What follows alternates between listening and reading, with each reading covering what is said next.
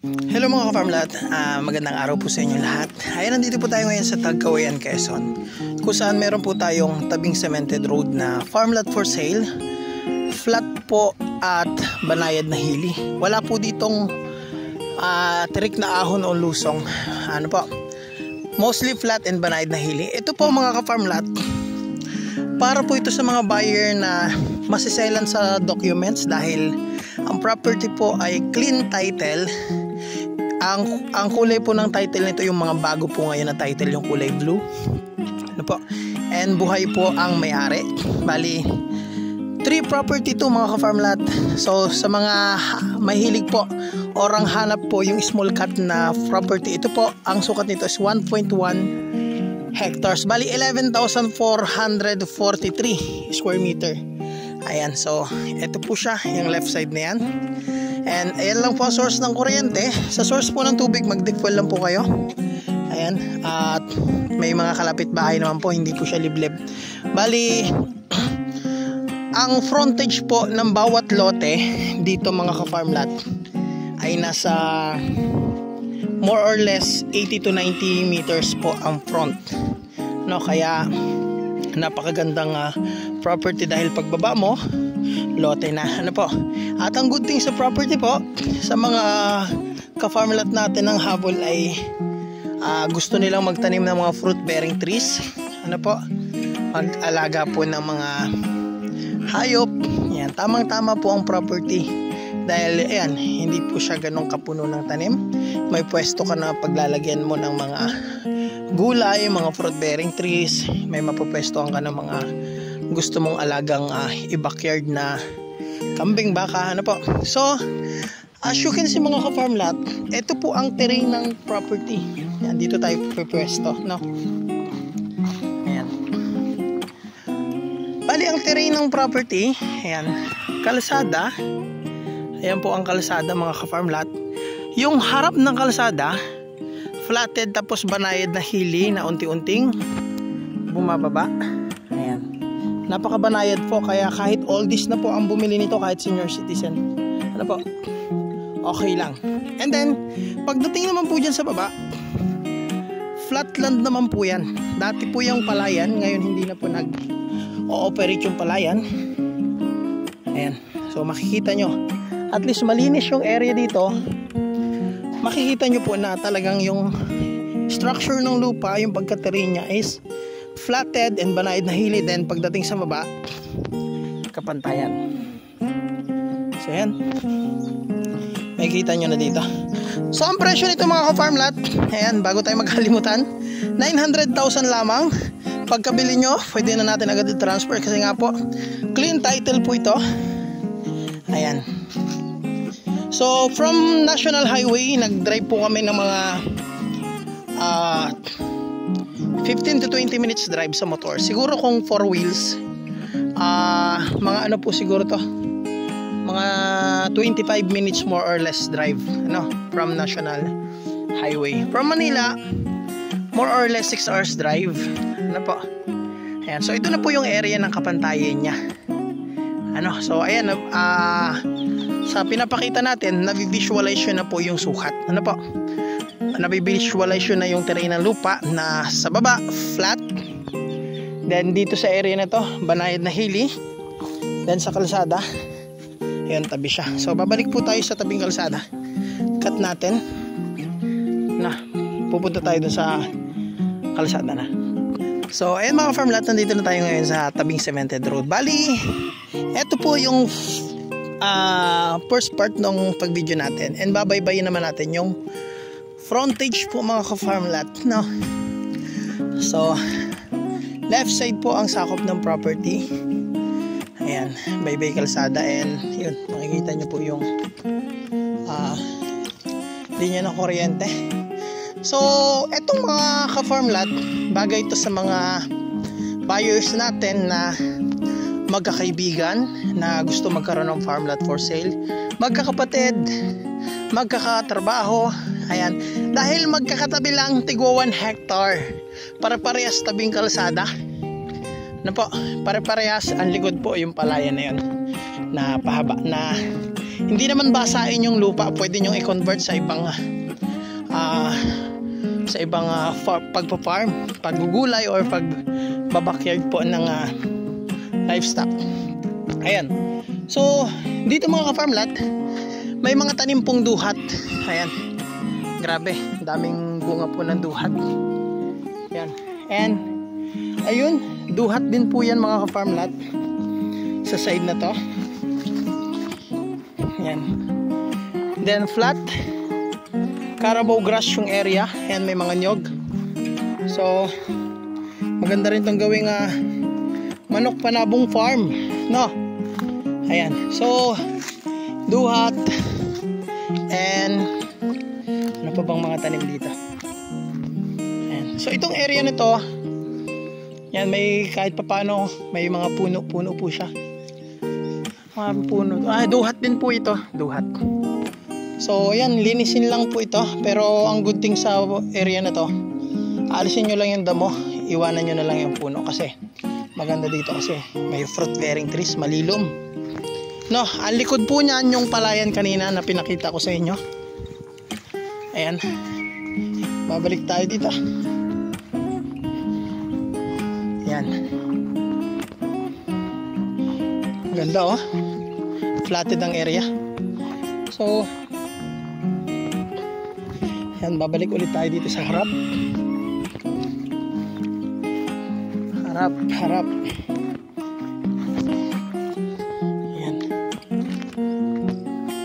So basta mga ka-farm lot, left side.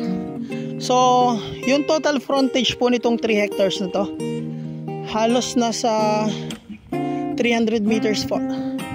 Yan, kaya possible ang frontage nito more or less 80 to 90 meters ang frontage sa kalsada. Kaya napakaganda. Kaya akitin nyo na mga ka-farm lot yung family nyo, yung kapatid nyo, pinsan nyo na gusto rin bumili ng farm, yung kaibigan nyo, ka-office mate nyo, ayan, kababayan nyo dyan na nasa abroad, lalo po sa mga OFW natin na naghahanap ng retirement plan. Ayan, tamang tama po ito. Ayan, may retirement plan ka na farm, ang neighbor mo, mga katrabaho, kaibigan mo lang, no? Kaya huwag nyo nang palampasin ito. Ulitin ko, ang presyo nito is 900,000 clean title at buhay po nakapangalan sa titulo. Sa portion naman na to mga ka-farm lot, ayan, meron pong santol. Ayan, santol. Pasok nga tayo dito. Medyo masuka lang dito pero same po ng ano yan, ng structure ng lupa na flatted. Ayan, napakaganda ng, ayan, may malaking puno oh. May sampalok po dito ang sakop mga ka-farm lot, ang laki. So pag nabili nyo to, paputol nyo na lang po itong mga ano nga ba tawag to? Buli. Yan, nakapangit po sa lupa yan. Paputol nyo na lang. Ayan, may star apple, maliit pa lang. And ito mga ka-farm lot, maganda tong gamot po ito. Yan, natataba dito. Damo lang siya pero napakamabisang gamot po niyan. Sa na-COVID, sa may sakit sa problema sa tiyan. Ayan. Balik tayo. Ayan, santol po ulit ito. Ayan, poste ng kuryente. Ayan, may bahay rin naman, hindi siya liblib. Ayan. So diretso tayo mga ka-farm lot. So possible siguro doon sa unang lot, first lot siguro yon. So ito yung second lot, no, itong may santol at sampalok. Ayan, yung third lot nandun po. Ayan, puntahan natin doon. Ayan,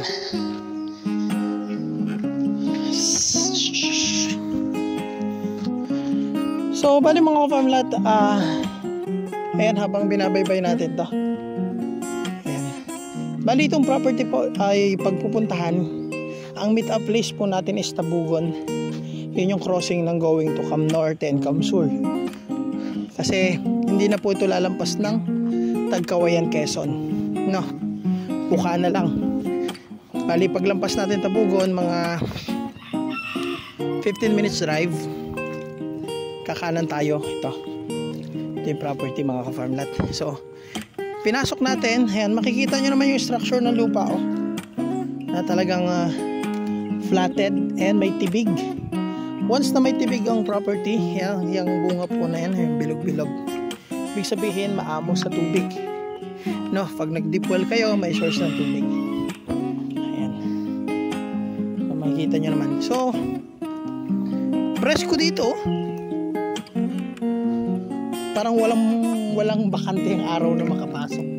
So, kung lilinisan nyo to, yan, alisin nyo na lang yung mga bagin-bagin po, ano. Tapos bawasan nyo na lang yung mga hindi pakinabang na mga puno. Yan, iwan nyo na lang yung mga tuwid. Yan, ano nga pang puno ito. So, diretso tayo dito. Ayan, yung likod nito, yung palayan. Ano po? So, papakita ko na rin sa inyo. Basta yung harap, flatted na banayad na hili. Then yung likod, yung palayan na pwede mong convert sa ibang agriland po, no? Dahil hindi naman po siya, again, hindi siya basain, no? Hindi siya na-stuck ang tubig. So matigas siya, no? Ayan. Ito na po yung palayan. Ayan. Pwede nyong gawing manok panabong farm to. O taniman ng mga gulay-gulay. Ayan, diba? Sabi ko sa inyo eh. Ayan, inuulit ko. Ang likod, palayan. Ang harap, flat na banayad na hili. Ayan. So, balik tayo. So, possible ito yung second lot. Yung first lot nandun. Ayan. Yung third lot naman, ayan, pare-pares po ito ng sukat, ha. 11,443. Ayan. So, ang Tagkawayan, Quezon po ay dinaanan po ito ng mga bypass highway na magkoconnect sa town proper ng Guinangan, Quezon, Buena Vista, Lopez, and town proper naman ng Labo to Dait, Camarines Norte. At ang Tagkawayan, Quezon ay dadaanan ng TR5, yung expressway na mas malilessen yung travel time nyo.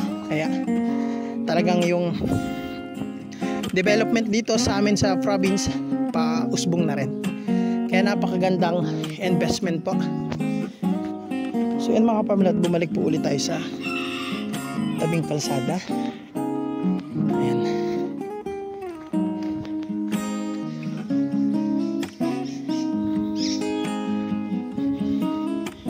So dito kami naputol yung, dito ako hinatid kanina sa mga pagitan. Ayan. So hanggang dito na lang po ito. Bali yun, naikot na pala natin yung 3.4 hectares. Ayan. So ayan, mga ka-farmlat, pili na lang kayo, paunahan po ito.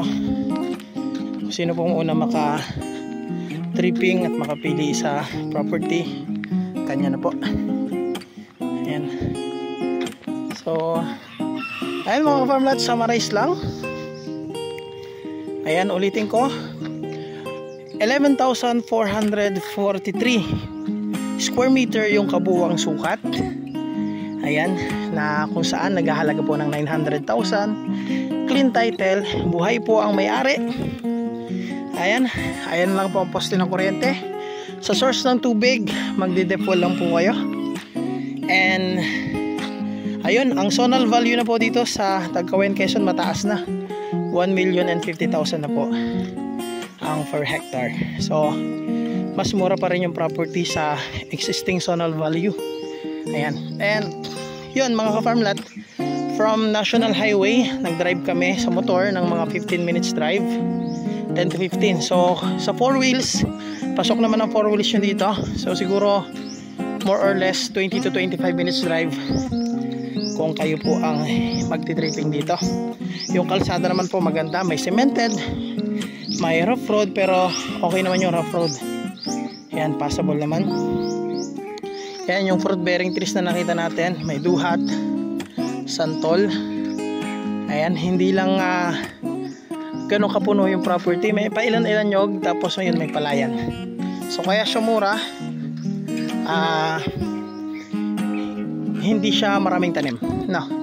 So ayun, pasok naman to sa mga buyer na ang gusto sila na yung magtatanim ng mga fruit bearing trees. Taniman nyo na lang po, mag-order na lang kayo ng mga fruit bearing trees na yung mabibilis bumunga, na ilang taon pa lang bumubunga na. Ayan, so ayan, again mga ka-farmlat, maraming salamat sa lahat po mga ka-farmlat ng bago pa lang sa ating YouTube channel. Ayan, please mag-subscribe po kayo and hit the notification bell para sa lahat ng videos natin, sa mga bagong upload natin. Ayan, updated po kayo.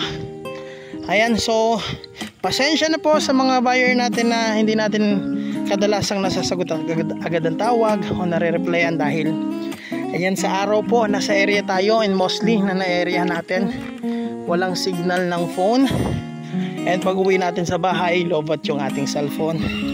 So mostly minsan nakaka-reply tayo sa gabi, minsan kinaumagahan na. Ayan, so wag pong magtampo, mag-iwan lang ng message na response naman po ako. Ayan, and kung marami pa kayong hanap, hindi pasok po ito, so itong property na to sa hanap nyo, ayan, check nyo lang yung ibang videos natin. Ayan, check nyo na lang po sa YouTube channel ko, and makakapamili kayo dyan. Meron po tayong iba't ibang sukat, ano po. So pwede rin kayo mag-message ng mga pinapahanap nyo. Ayan, may locator po tayo, pwede ko na lang i-send sa kanila yung mga hanap nyo sa farm, ihahanap po kayo yan. So yun mga farmlat, maraming salamat po sa panonood, and dagsang biyaya po sa inyong lahat.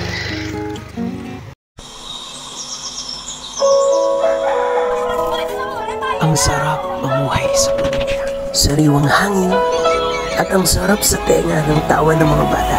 Ang sarap dito tumanda, kaya kung wala ka pang probinsya, handang tumulong ang grupo namin para mahanapan po kayo ng retirement plan, investment farm, ganun din ang bakasyonan.